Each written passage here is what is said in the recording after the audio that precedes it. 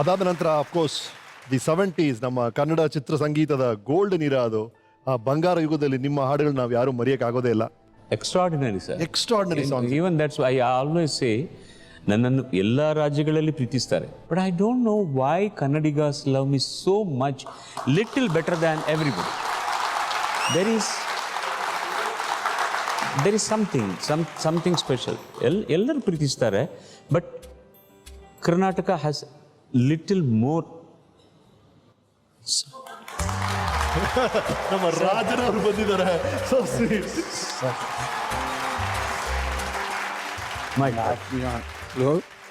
ನನ್ನ ಆತ್ಮೀಯ ಎಲ್ಲ ಶ್ರೋತೃಗಳಿಗೂ ನನ್ನ ಹೃತ್ಪೂರ್ವಕ ನಮಸ್ಕಾರಗಳು.